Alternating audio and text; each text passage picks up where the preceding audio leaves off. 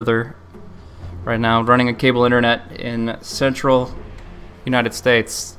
Not really doing the best for me. Google Fiber, please save us. But anyways, hopefully the experience isn't too bad on the stream and we can proceed with the cast without having to worry about those technical limitations. Anyways, a very interesting draft from Arrow as they pick up their kind of powerhouse supports in the Visage and Sand King. They're amazing mid in the hands of DDZ, the Invoker. Probably going to go Exort once again, as it synergizes pretty well with the Burrow Strike. But we also have this Lycan pickup, which is kind of a wild card. I can do a lot of things, early Roche, early tower pressure, but is pretty well countered if he doesn't have Quelling Blade against Sprout, or if he is locked in place by Ensnare or the Shackles from Rasta. So that Shapeshift will do him some favors, but up against a good draft, it's still pretty easy to counteract. That's why if I do see Lycan, I usually like to see it in the 4th or 5th pick rolls rather than that 3rd pick, where he's just so easy to say, oh, this is what he can do. Well, now he can't. We're gonna pick up a Disruptor and put him in a kinetic field. We're gonna lock him in place with Naga, with Shadow Shaman, with Sprout. Those kinds of things can be planned out in advance, and they can be very significant hindrances on split push play. And that's exactly what Lance wants to do with them here. So Lance loves those split push heroes. Morphling, Weaver, Anti-Mage are signature pickups for him day in and day out. So picking up the Lycan here, it's not to fight. It's to just really backstab, to skirt the issue, to avoid team fights for the most part, and let his team just go for the 4v5 play with these powerhouse supports. So we'll see how effective that is, now that they're kind of up against a little bit of global presence from the Ancient Apparition as well as the Furion, and kind of see how that progresses.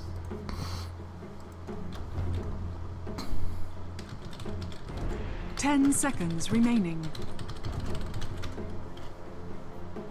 5 seconds remaining. Anyways, so gonna go into these last picks, just making sure everything is okay on the stream while I'm at it, but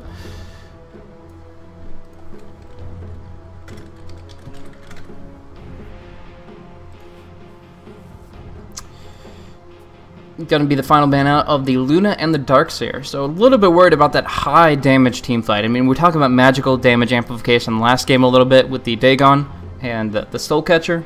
But this is specifically only towards magical damage with the Ice Vortex. If they're inside of that little field and it's maxed out, that's 30% increased damage received from every single strike of Eclipse on those targets. So they are a little bit concerned about that, as well as the team fight potential that Luna brings as a whole and in the carry role. So they're looking at KOXY's hero.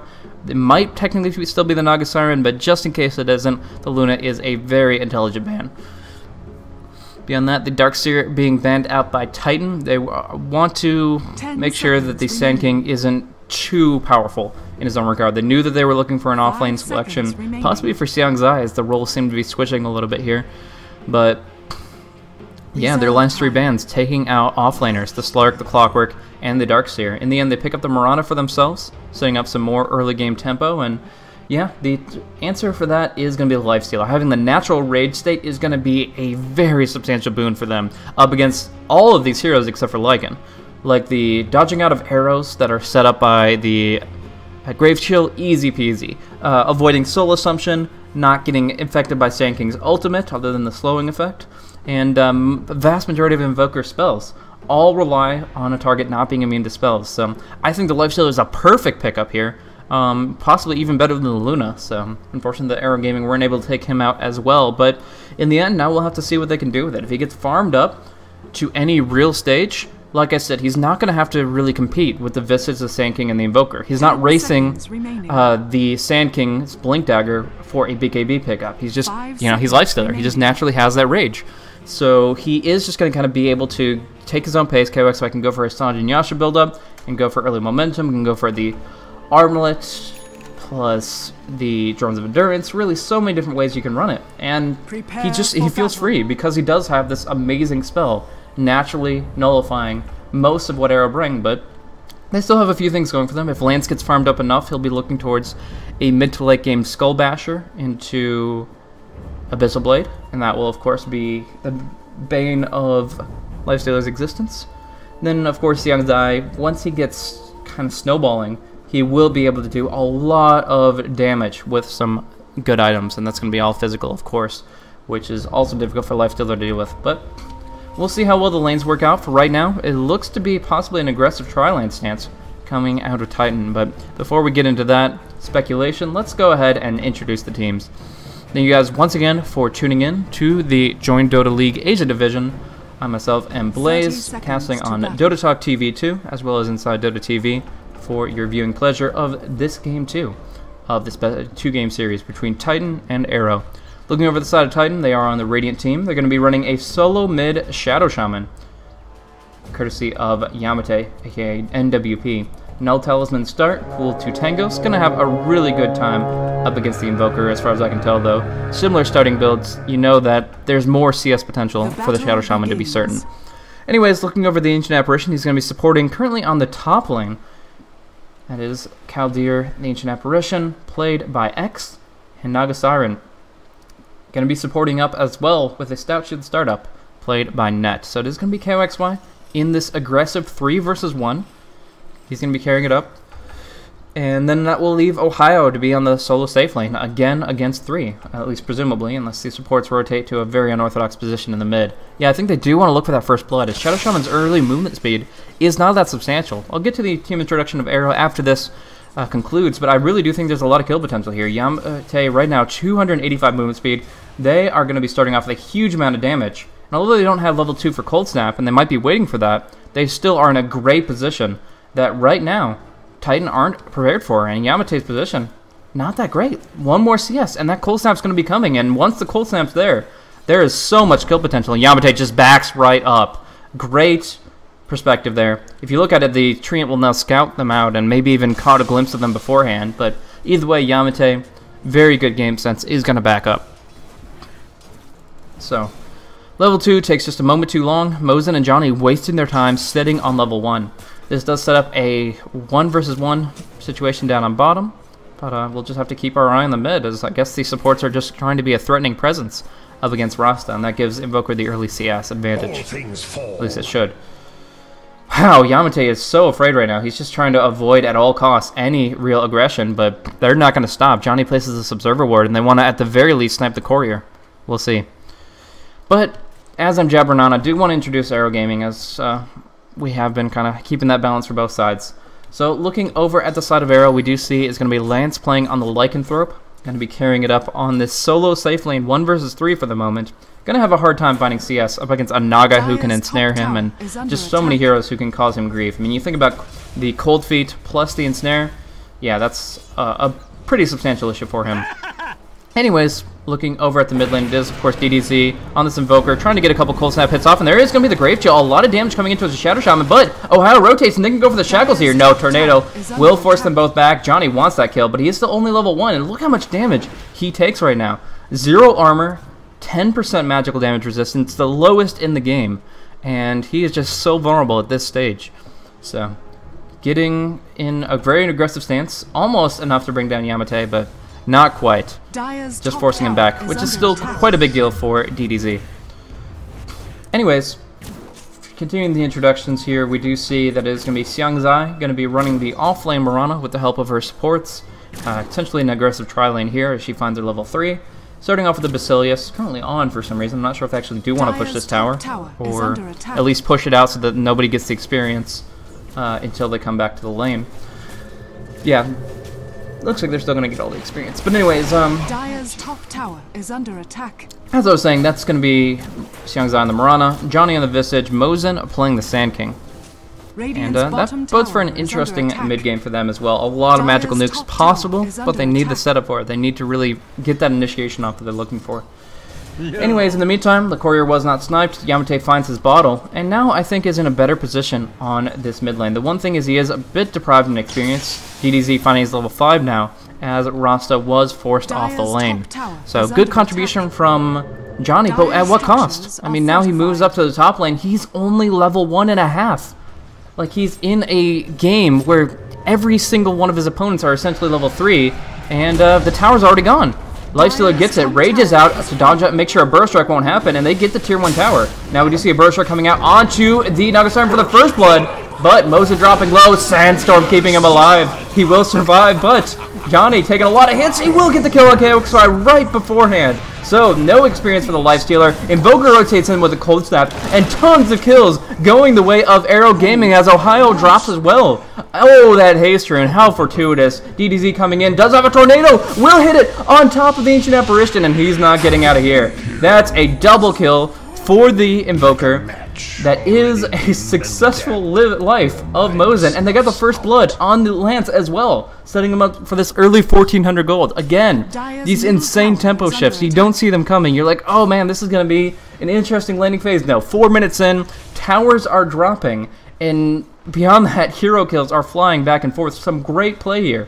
As I said, the Lifestealer got very little experience out of that exchange. He's still level 3 here because he died before anybody hit the deck. So yes, the Visage died, but they still got the first blood. They killed the Lifestealer, so he's level 3. And the only reason he has this much gold is because he was able to secure the last hit on the tower. He popped his rage, he got the tower kill, and that's great. But at what cost?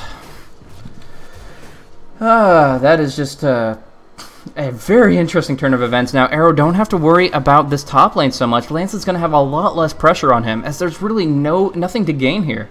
There is very little to accomplish. You're not going to be shutting down the Lycan that much, as he's now almost found his Vladimir's offering. And yeah, it's really, there's nothing to do here on top lane. They have this Observer Ward, it expires, and as soon as it does, out of sight, out of mind, Lance is going to just be farming away towards a point where he can take an early Roche. In the meantime, a ton of experience went the way of Arrow. I was going to talk about how bad Sand King and Visage were at low levels. The fact that you won't be seeing Visage picking up any in that Gravekeeper's Cloak, so he's going to be still extremely vulnerable, as well as not being able to follow through much with the Soul Assumption.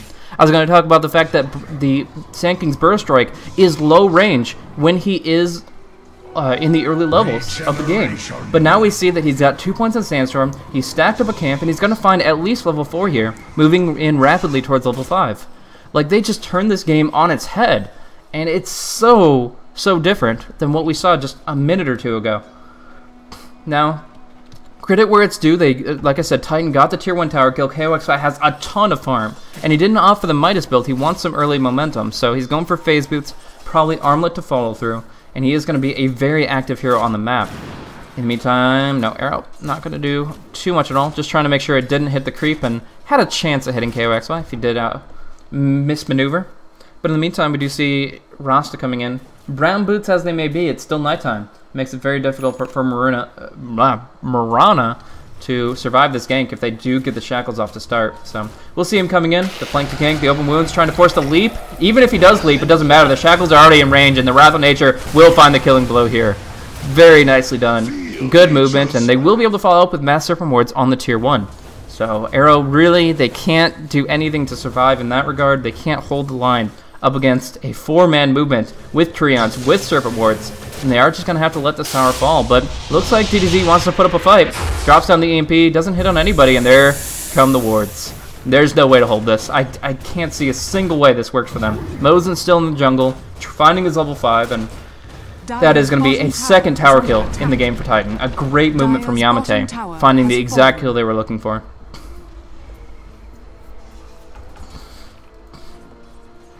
In the meantime, Net is kind of narrowly edging his way into almost a core role by taking up this mid lane. He's able to go toe-to-toe with Johnny, the Visage, and he is able to get some decent CS here. Currently accumulating only 7, but he is rebounding. And now finding the Sentry Ward so that he can try to detect out that Sand King, as well as get some good dewarding going on. Probably right here. But, beyond that, yeah, nice D-ward. Gonna see both of them. But anyways, beyond that, Ancient Apparition is still looking for his level 6, and KOXY did actually go back for that Hand of Midas. Kind of surprised that he had 1,500 gold in his inventory and decides to right-click the Phase Boots, rather than considering saving for the Midas. I mean, if you have the option for a 4-minute Midas, usually you go for it, but found the Phase Boots to be a little more valuable at that point in time. Now, going back on his decision and going for that Greed build, getting the Hand of Money. In the meantime, though, speaking of golden experience advantages, about to take down the Roche. This is just DDZ and Lance getting the experience for this. Look at how much experience they just got. 472 experience per minute on Lance, 506 on DDZ. They had 2 people doing Roshan, and that is a huge amount of experience. Usually enough to give an entire team 1 level. Now enough to give 2 members an insane advantage in this game. They are completely ahead of the curve, and they're going to be able to do so much with these Wex and Quazorbs, as well as the higher ranks in the Lycanthropes, Wolves, and passives. Like, he's going to find his level 11, he's going to be spamming out this Shapeshift and split pushing like a madman, and what does he have to be afraid of? Right now he has the Aegis of the Immortal, and whether you're just kind of hoofing it on bare feet with the fact that he does not go for a boots build just yet, doesn't matter. Now he finally picks him up, but you have the Shapeshift, you have that full movement speed, and you don't have a problem at all. Now we do see Johnny going to get dropped down. The Sentry Ward did come out, and they're going to try to pin down Mosin as well, though I think he will be able to just Burrow Strike away. And that is one thing I forgot to mention. Not only are they going to be able to do it against Sand King and Warding, but they are going to be able to Sentry against Moonlight Shadow as well, and that's obviously a very important decision to make. Invis Heroes, kind of the support tax is what you have to pay against them. You have to pick up the detection, dust, or sentries, and continuously have that available. In a lot of cases, you waste the sentries just trying to make sure that you're not being engaged upon by that Moonlight Shadow. In other cases, you just have to have it at your disposal. And one way or another, this does mean that Net won't be able to progress towards his first major item for a little while, but it's for a good cause. It's for making sure that they can pin down their opponents despite Moonlight Shadow and get KOXY some mean kills. And we look at how fast his farm is progressing. He's going to have his Drums of Endurance in no time, and then immediately can go in towards his next big thing. In the meantime, item progression is kind of stifled across the board beyond that, and we're going to see Midas's picked up for the Furion. We're going to see probably just Treads picked up for the Lycanthrope, moving in towards Necro 3 after the fact. But the real interesting pickup here is actually going to be in the hands of the Invoker. DDZ looks to be going for an Orca Malevolence, and I don't actually complain about that pickup at all. I certainly hope it's not a Refresh Orb, but just, you don't get that before Ags in any case. But yeah, now we see a flank to gank, Sentry Ward comes down, Mosin getting a great Burrow Strike off though! Wow, what a Burrow, but an even better usage of their long-range spells. But now, Tornado, EMP, gonna bring down 1 for sure, Arrow right in the face, and Net doesn't have anywhere to go. Doesn't have enough mana for Arcane Boots, it costs 35 mana now, and won't be able to get a TP Scroll off anytime soon. So they will get the tower in the process, but they do lose 2 supports in exchange for this Sand King kill. Still a great usage of the Riptide as well as that Wrath of Nature, since they did have that Observer Ward in place. So great for them. Of course, it was what set them up to get the gank in the first place, so you'd go figure. Anyways, back over to the Orchid. It is going to be a great pickup against multiple heroes. You could prevent this Naga Siren from disrupting a team fight with her ultimate. You could stop a Shadow Shaman for shackling. But one of the more interesting interactions is that you can actually prevent the Lifestealer from raging. So you put down the Orchid, you put down a Cold Snap, and you can honestly probably kill him with just a Soul Assumption and Burrow Strike, because he can't dodge it out with Rage. And that was something I talked about a lot in the draft, and it's going to become all the more prevalent if that Silence comes out at a good time. And indeed it will, because he already has the first Oblivion and the most expensive component of the second one, the Quarterstaff here. So looking really good. Invoker, if he can get that in an early stage, will be able to pin down the Lifestealer really hard, as well as of course get some good kills on Ohio, preventing him from teleporting, and just getting some work done with an damage amplification. Ooh, Xiangzai dropping though the Wrath of Nature. That global presence with that Ice Blast. Is Xiangzai gonna tick? Yes! Ancient Apparition gets the kill with a rank 1 Ice Blast on top of that poor Mirana, who just didn't see it coming. And now we do see the Blink Dagger up on Yamate, Naix Bomb inside and ready to rumble. They can go on so many different targets. They're looking at Mosin now, and I think they're gonna get it. Double damage rune Hex, and that is an easy kill. Now we see the TP has to be canceled. Lycan, what are you doing, man? That was not a good TP. Fortunately, tears that scroll apart, and they're just going to lose the tower and forfeit, but still a great game for Titan. You look at this gold graph, it's going to be just skyrocketing out of control, but we're still going to see some damage going the other direction. Arrow will be able to pick up a nice kill on the Ancient Apparition, and they might try to get a deny, though. It doesn't seem like a good idea. Familiars, they were in position to try to go for it, but now it's going to be Lance with the Moonlight Shadow going right on top of Yamate, slowed with the Grave Chill, but there's that Song of the Siren. A pesky nuisance as they just go for the TP away, but Yamate gets pinned down. The long-range Cold Snap surpasses the range of that position of the Song of the Siren.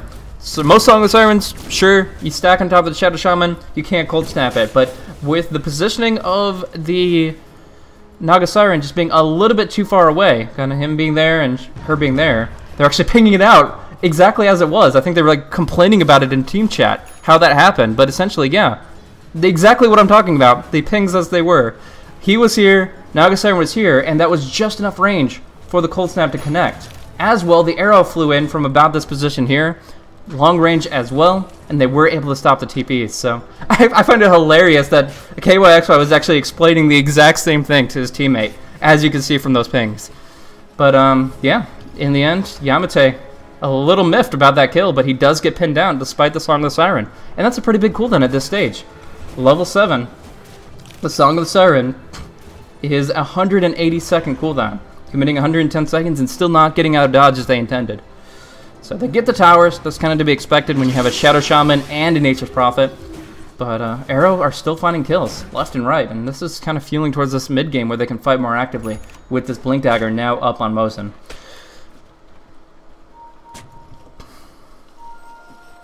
So that gold advantage, like I said, it jumped up pretty hard with that hero kill as well as tower kill, up to a 4,000 advantage, but gets brought right back down with a couple of good return kills in the hands of Arrow. Experience still favoring Arrow as a whole, as they've been spreading thin across the board. They got the Roshan, which is a great amount of experience, as I mentioned, and do have a 2-kill advantage, so all in all to be expected. Up on top lane, we do see Johnny going to get picked off here. Just getting hit up on by the Nature's Prophet, can invis up to him as needed, and just finds a pretty easy pick off on a relatively squishy hero. Visage not really needing to be by himself at this stage. Still, he's keeping the familiars alive, and that's something to be a little proud of. I was surprised they even survived up against the top lane area where there were so many Shadow Shaman wards, but they were focused on the tower, not on the birds, and as such, they're still able to take flight and keep active on the map. Double damage once again in the hands of Yamate, and it might be at the perfect timing as DDZ comes in to look at Lifestealer, going for the Orchid right on top of the Nakes, but look at that turnaround! Burrow Strike onto 2 though. Mosin does do his part, but we do see now the Dust Appearance coming out onto Mosin, and they will be able to pin down the Sand King here. So in the end, I loved the movement from the Invoker, the attempt to bring down the Lifestealer, and of course Mosin's Burrow Strike was perfectly on point to free the Invoker from their grasp, but in the end the response from Titan is superior, and they will be able to get the kill. Radiant's bottom tower is under attack. Xiangzai picking up a Midas as well. This is Midas Gaming here with 1 in the side of Arrow, 2 on the side of Titan. And that means both teams are kind of feeling their mid to late game, but Titan a little more so. It's going to be on Shadow Shaman to be the aggressor, though. He is really the only one that has that potential initiation. Ancient Apparition, maybe Naga with the follow-through. Now the smoke is up, the Nyx Bomb is primed and ready. And we'll see how it affects Arrow in just a moment here. This is pretty much I think the key point in this game is how these next team fights play through, because we've seen so many games, we've seen so many ways how these lineups can play out in the future, but really it comes down to these pickoffs right here at this stage of the game, and they're going to start off initiation coming through in just a moment. Wrath of Nature to prime it, and yeah, they're going to blink in, going on DDZ, a great target of choice, and they will be able to bring him down in a moment. No, he Ghost walks out. They don't have the dust. The Orchid comes out, and DDZ walks away. The Serpent Wards are doing some work, but not sufficiently, as they've already lost 2 heroes, and now they just right-click them down, cleaning up some free gold. DDZ survives through all of this, and Shadow Shaman and Naga Siren just evaporate. What a win for Arrow Gaming. Titan were the aggressors, they had the smoke, they had the Nyx Bomb, and yet Invoker survives. The strength gain of Quaz cannot be underrated here, and beyond that, it's just they didn't really get a good foothold on him. He ghost walked immediately, they didn't have their detection prepared, none on the Naga Siren to speak of, and Ancient Apparition wasn't in a good place to place the sentries. So in the end, Invis triumphs once again, as I do miss a small pickoff. First kill of the game to miss, but a small one in the jungle here as Furion gets some of that global presence work done. Is just able to teleport in and get some good right clicks out. So wow, a great fight for Arrow, and like I said, this really sets the tone for the rest of the game. is Titan trying to make something happen, getting a good position, but still not having everything in place to make this happen. And it's just so difficult. So many Invis heroes, so many frustrations to come into play, and now they're going to have to deal with Rat Dota on top of that. The Wolves, the Necronomicon, the Howl, it makes it so that the Lycanthrope can do so much work to the towers so rapidly. And like I said, they have so much that they have to do. They have to pin down Lance, who has maximum movement speed during Shapeshift, and the only tools they have to do that with are Ensnare as well as Shackles. I mean, theoretically, you can wait it out with the Song of Siren Ultimate and try to go that route, but it's still a decent duration here. We're talking 18 seconds. So you have to be in the perfect position to really pin him down, and he's just going to be playing Rat Dota. On top of that, they have so much as far as Invis goes. They have the Moonlight Shadow, the Sandstorm, the Ghost Walk. They have all these different ways to escape from these fights and really just avoid any potential negative encounters. In the meantime, like I said, that Blink Dagger is up, and although we haven't seen it do much work other than a good burrow, it does have the potential to completely turn a fight as well. So we're going to see some scouting out, Observer Ward placed, and this could be boding really well for Arrow. To not only take this tower, but to take this fight. The Wolves coming in, the Necronomicon Warriors, and Yamate with the Lifestealer inside is on the run. Now getting hit by the Grave Shield. There's going to be a tornado come through, but a great Ice Blast as well, hitting onto Lance here in the Song of Siren. Oh no, they didn't even hit with the Ice Blast. They just got the debuff on them and they walk away. And again, that Song Naga is not level 11. So that's a very costly cooldown to expend. Losing their tier 1, trading it for essentially just a Moonlight Shadow CD, and not really getting anything else out of it. Arrow takes some map control, gets some great Dire Observer wards placed, and now look to maybe move towards Roshan. Certainly capable with the current item allocation of Lance with that medallion. Yeah, here we go. And if this is not contested, I gotta say that this is going to be the slow chokehold that crushes the life out of Titan. They're not going to be able to keep up and experience in gold. They'll throw out the Ice Blast, and it will delay the Roche attempt, but actually Lance just dodges it out. Only the creeps eat the damage. And I think they're just going to take this without any casualties. This is huge. Super Treant, Hero Treant wanted to last hit it, deny an Aegis, and wipe the team, but such ambitions will not be realized. Cut short in the prime of his life. The Tornado comes through, Burrow Strike to set it up. They're going to go for a Sandstorm, and Cold Snap. It's just going to be doing enough damage instances to lock down Yamate and bring down their solo mid. A very big kill. Now he's down for 37 seconds. Ohio just afraid to farm even, as DDZ jumps to the high ground, and they're just hunting, looking for blood, but not finding it. Gonna group back up together, and I guess just farm out the jungle a little bit here. Maybe push on the top tier 1.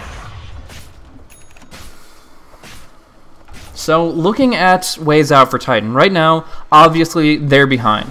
They're up against the rat. I mean, I wouldn't necessarily call them the better rats, because when you consider Serpent Wards plus Nature's Prophet, it does kind of trump the Lycanthrope with that Necro 3. But if Lance maybe moves into BKB, Abyssal, and can fight on top of Rat, it's going to be very difficult for them to deal with what you see here. Especially since Nature's Prophet has kind of gone for a battle build here in the Shadowblade Orchid. Like, it looks like he wants to fight more so than anything, and the fight they will. They're dropping down the Serpent Wards, getting Johnny locked inside the Serpent Wards, and they get a lot of damage out with the Nyx Bomb as well. But not finding anything beyond the Visage, they immediately get turned around on. The arrow connects, very nicely done by Xiang Zai, and now they're going for the tower. Look at how fast it just gets shredded through. They lose their 2 cores, the Nature's Prophet can do nothing but split push, and you just look at this position. They just go ahead, farm out the Serpent Wards so they get some of their reinforcements through, and they go right back on the tower. This is not looking good for Titan. Like I said, they're looking for something to keep them in this game, but every single step they take, it seems to be getting worse and worse.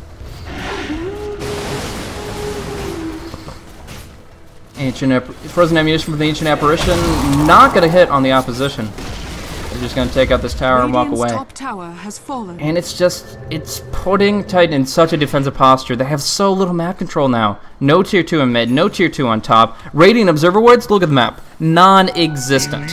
A couple creeps on the front line here, providing a little bit of nighttime vision. Nothing substantial. And you really just don't have any control over your environment. I mean, this isn't even a Geometry site as far as I know. Yeah, not even a gem. on Arrow, but they're crushing out the life of Titan. They can't keep wards up. They're afraid to go out in their own jungle, and it's getting difficult. It's getting extremely difficult for them to have any control over their fate in this game. Wrath of Nature to farm, and still Aegis the Immortal up on Lance. He has his BKB 10 as well. He's in a fighting stance right now, and the fight they're going to take to is a Burrow Strike right down on Ohio. They do have Dust. They have Dust to pop off the Tornado, lock him in place with Cold Snap, and that's an easy kill. Looking at the tier 2 down on bottom, their last outer tier standing, and not for much longer. If this lineup has anything to say about it right here. And you look at the contribution of Titan's heroes. A Ghost Scepter up on net, a good defensive play, but nothing to speak of for winning team fights. Sanjin Yasha, race car build, he can stay on target, but all the same, he doesn't really pack that punch with only 160 some odd right click damage. On top of that, Ancient Apparition is still level 9, doesn't have that rank 2 ulti, and is nowhere near an Aghanim Scepter. And what does Yamato pick up? He gets the Aghanim Scepter. A great item in its own right, Serpent Ward's a very powerful utility, so enhancing them is a really big deal, but still one that can be countered, and now we see some damage coming out, the Epicenter being channeled, but no, it gets hexed out, going for the Song of Siren, just trying to get away, but lands with that BKB, crushes on top of him anyways, and now they can clean up the Serpent Wards. Like I said, it's a great pickup. Look at how much damage they do. They might kill Johnny, no, but even so, they're just diving past them. They either walk away or they kill them off, and suddenly the Aghanim Scepter is gone. A Burrow Strike onto Yamate in a bad spot here. He will do some good damage after the Ice Blast, but it's not enough. KOXY's Rage expires. He's down in the grave. And without buyback, this is Rax for sure. Maybe the game. Ohio. Oh, what a pickoff. That's not where you want to be. Nature's Prophet. I don't even know what he thought he was going to accomplish there. Maybe last hitting one of the low HP supports. In the end, they tap out. It's just too much. They're down 7 kills, a million towers, and just too much in Golden Experience. Good game, well played. A 2-0 victory going the way of Arrow Gaming. A really amazing play by them, showing just who is the top team in Malaysia right now. I mean, Titan have been leading the pack for so long, but Arrow have really stepped up the game as they graduated from their previous name of Loyat.net, now switching out BSG for Johnny. Not technically for improving their roster, more so that Bad Slow Game did have real-life obligations to, but even so, fully committing to this roster, fully committing in the game house full-time to just improving and growing as a team. They have shown tremendous strides in the past month and in the weeks to come as they approach the soon-to-be-announced, I'm sure, TI qualifiers. But right now, boding well for them. They played a really, really solid series here, a 2-game series here in the Join Dota League, Asia Division 1. Thank you guys so much for tuning in. I'm myself, M. Blaze, broadcasting you guys on Dota Talk TV 2, as well as Inside Dota TV, and I hope you guys enjoyed. If you do enjoy the commentary, you can always check me out on my Twitter, twitter.com/blazecasting. You can follow me there. That's where I post up all of my future broadcasts, and I'm going to be doing some very cool formats of tournaments in the near future. Towards the end of this month, just a couple weeks, there's a really cool tournament that I'm excited about, but since it hasn't been announced, I can't leak any more details beyond that. But yeah, check me out on Twitter. Of course, you can follow the live stream, Dota Talk TV 2. Whitelist it for AdBlock if you do want to support me directly. And if you didn't enjoy the commentary, of course, you can always send me some feedback. Some constructive criticism is always appreciated, as I strive to stay on top of my game and bring you guys the best commentary I can for this amazing Southeastern Asian Dota game. So thank you guys for tuning in. Hopefully you guys enjoyed, and good game, well played. Arrow Gaming take the series 2-0.